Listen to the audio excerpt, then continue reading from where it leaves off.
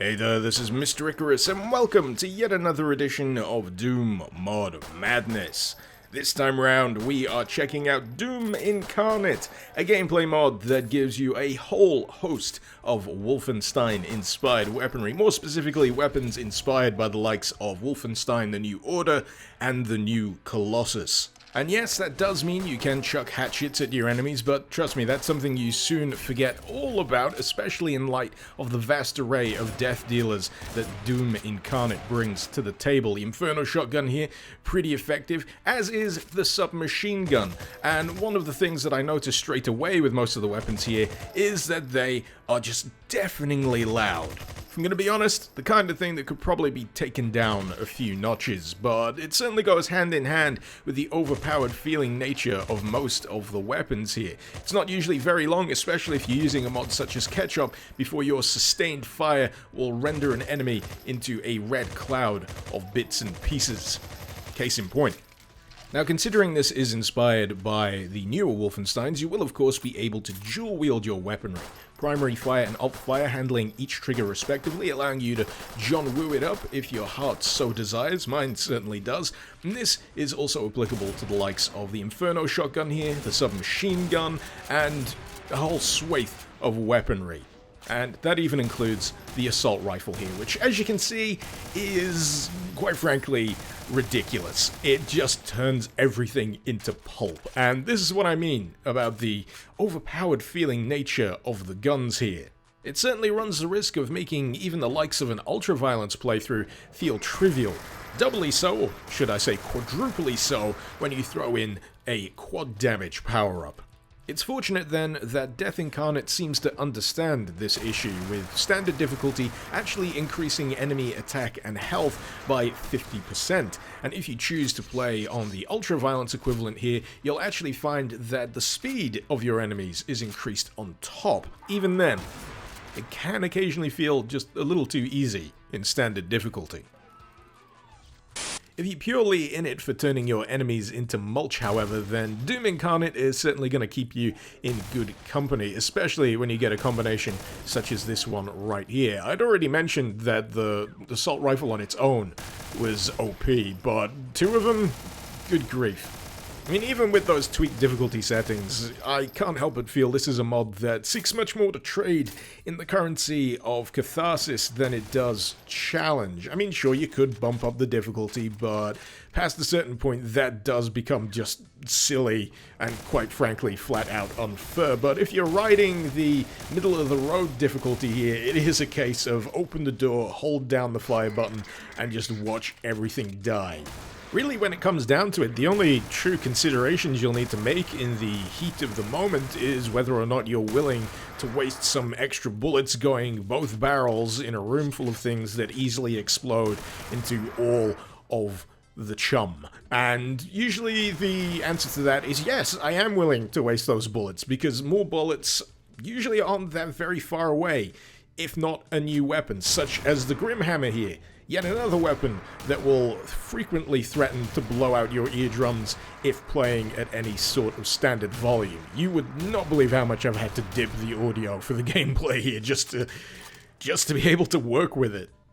I think the problem I occasionally suffer from with mods such as this is that after a while, all of this sustained overkill becomes a little numbing, a little samey, and dare I say, a little boring.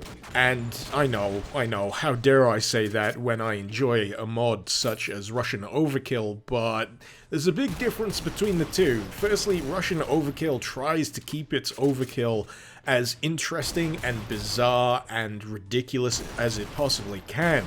With Doom Incarnate, you've got a bit of a baseline when it comes to the weaponry. You got your shooty bang bang guns, which I can't deny do feel good to fire, if a little deafening, but some of these weapons just get lost in the shuffle. You get to the point where it's like, what does it matter?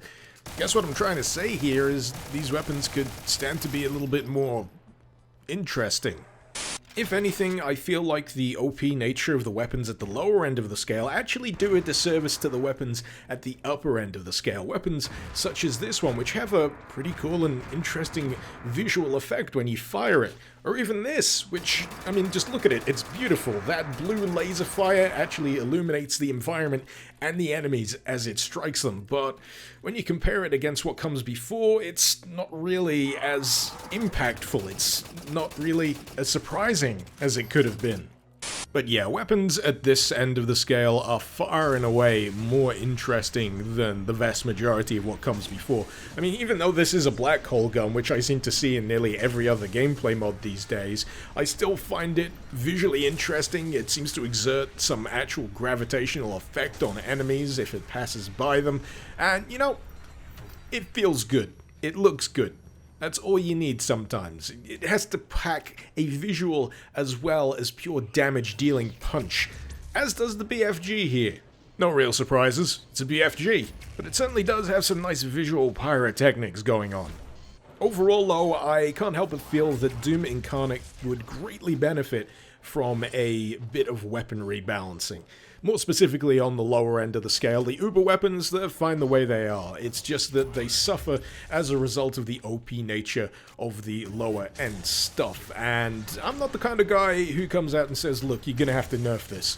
But I really feel like it would increase the effectiveness, the feeling of power that you get from these bigger weapons if a dual-wielded assault rifle combo wasn't as flat-out devastating as it was. I mean, sure, on a surface level it's satisfying, but that satisfaction doesn't carry you very far. You want that to be a little bit more substantial, but as it stands right now, it feels a little shallow.